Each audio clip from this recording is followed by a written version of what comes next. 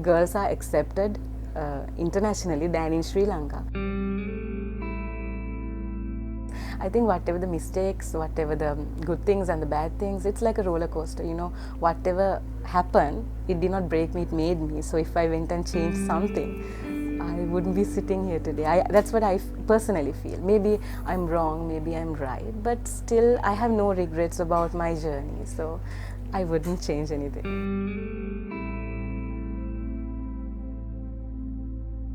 Currently, I'm working as a designer and a stylist, a photographer, and also a fashion lecturer. It was a very interesting journey for me because when I just started, I was an artist.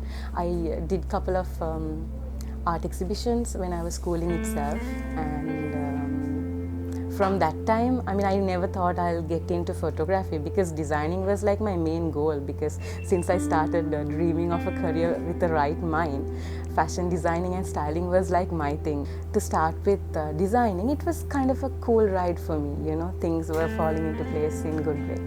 And when I started photography, 50% of the issues was because I was a woman, and then the rest, it was because of my style.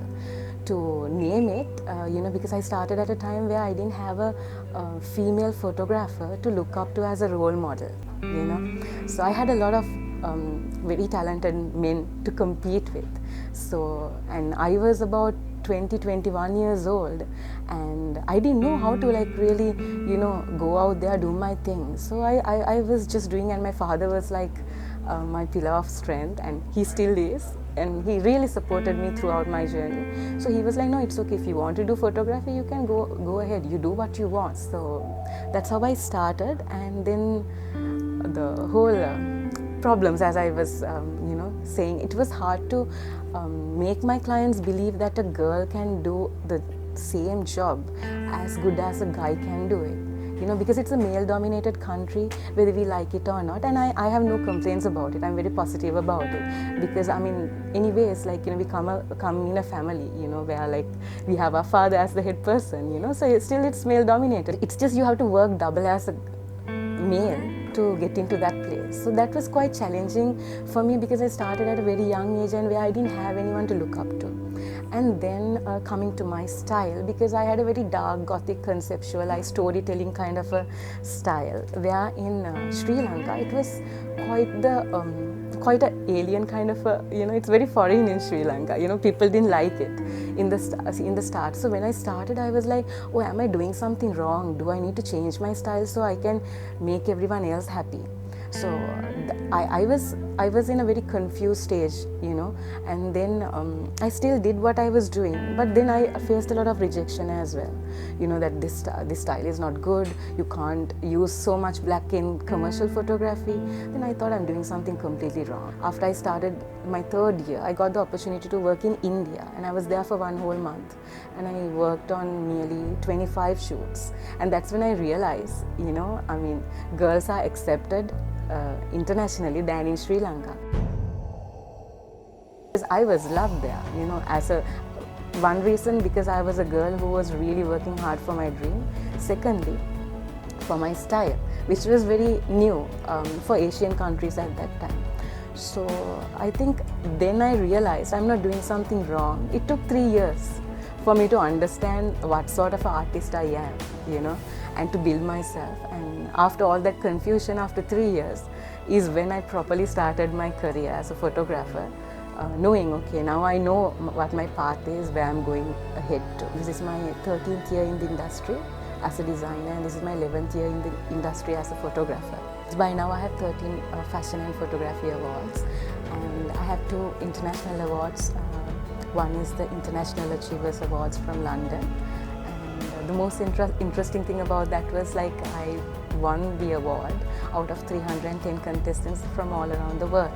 So, and that was a really life-changing moment for me. Apart from that, I think designing for the Cannes Film Festival, 69th and the 71st. So I designed for the red carpet for Maitri Piska. She's one of the VIPs there. So I designed for those 2 years for her, and that was the first time a Sri Lankan designed for the Cannes red carpet. So that was a big deal for me, and that was a life-changing opportunity for me because in getting the international media attention, because I was featured on one of the Paris magazines as well afterwards, and it was a really memorable moment for me because I'll cherish that moment for life. Most of them know me as a photographer, not as a designer. So my photography brand is known as Raffealla Fernando Photography, to be very basic, and then under that I have my calendar brand, which is Raffealla Fernando Photography Celebrity Calendar, which goes as RFCC, and many refer to it as RFCC as well. So that's the celebrity calendar I do, and I do it annually. And this was my 8th year. Next year I'll be doing my 9th year. So it's where I really come up with this crazy concepts, what I really want to do, and work with celebrities, known personalities, and develop concepts, and work with a very interesting team of hair and makeup, post-production, and choreographers, and stylists, fashion designers. And it's like a very interesting collaboration that we do every year. So that's about RFCC. And I think when you want to do something, you get that urge, you get that feeling that I really want to do it. Believe that instinct, and whether you might have people saying, no, don't do this, this is wrong, this is right. So first trust your instinct and be passionate about what you want to do, and don't think of shortcuts. We always, we really want to go and do things in a hurry. We are in a hurry it's like a rat race, but I think you need that little time for yourself, because mental health is also very important.